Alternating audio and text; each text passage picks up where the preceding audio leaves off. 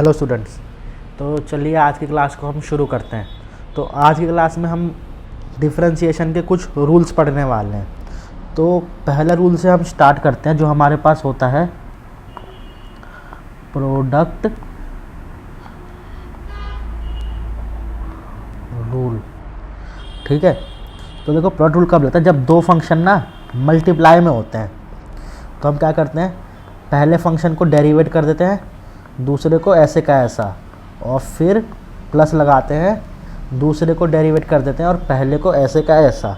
चलिए एक एग्जांपल लेते हैं। जैसे हमारे पास दो फंक्शन ले लेते हैं हम, sign x into cos x. तो देखो आपको रूल लगाना है। तो सबसे पहले क्या करो, आप साइन एक्स को डेरिवेट कर दो, तो d by d x of sine x, और कॉस एक्स को ऐसे का ऐसा, फिर प्लस साइन लगाओ बीच में, फिर कॉस एक्स को डेरिवेट कर दो और साइन एक्स को ऐसे का ऐसा लिख दो। तो ये क्या हो जाएगा, साइन एक्स का डेरिवेटिव क्या आता है, कॉस एक्स, और कॉस एक्स एक साथ में तो है ही है, प्लस कॉस एक्स का डेरिवेटिव क्या आता है, माइनस साइन एक्स, और फिर साइन एक्स को ऐसे का ऐसा। तो आंसर क्या जाएगा हमारा, cos square x minus sine square x.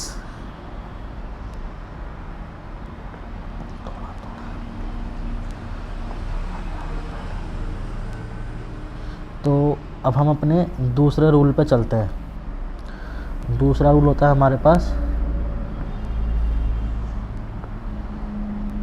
Quotient rule.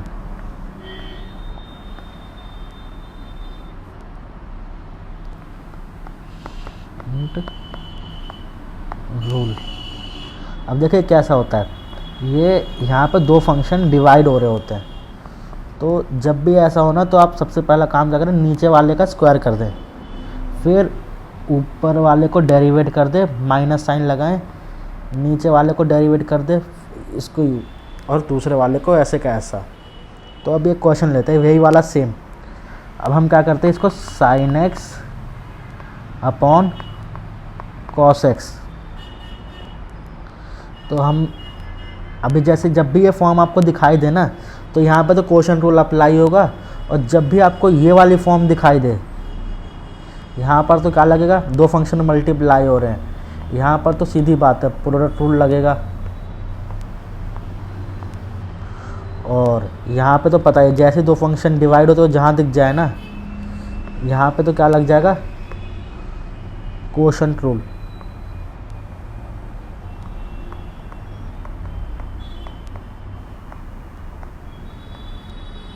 ठीक है,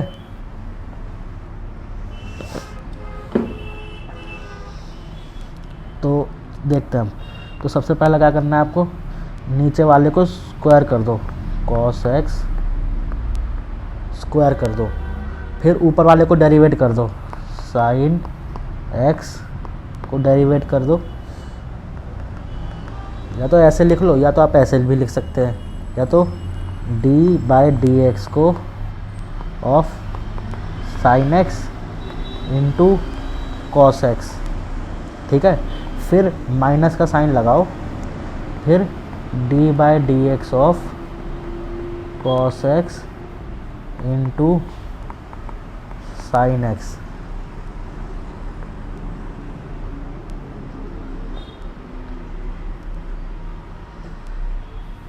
साइन एक्स का डेरिवेटिव क्या हो जाएगा,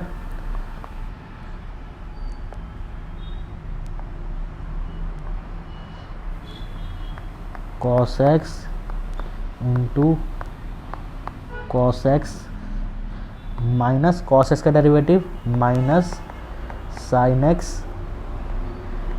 into sine x upon cos x का स्क्वायर।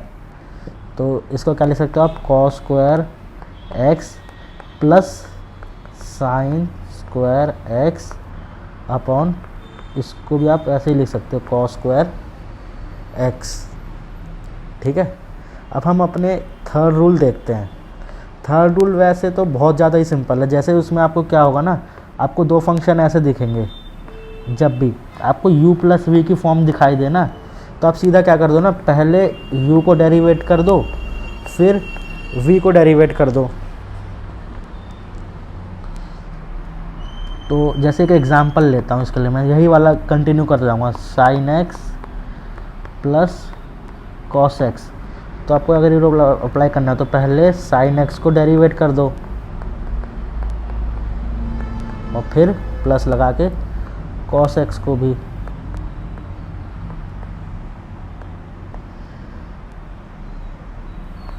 साइन एक्स का डेरिवेटिव का जाएगा कॉस एक्स और ये क्या हो जाएगा माइनस साइन एक्स। अब यही चीज़ अगर माइनस में हो तो सेम रूल है, सेम माइनस भी लेके करा ही देता हूँ।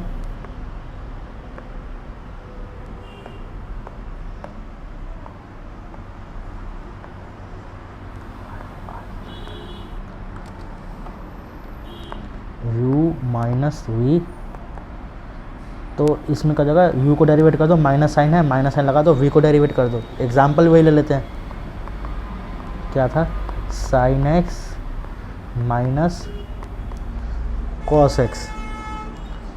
तो d by d x of क्या हो जाएगा, sine x minus d by d x of cos x.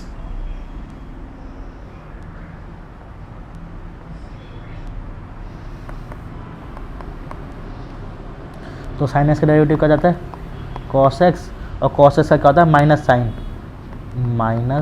Sine x.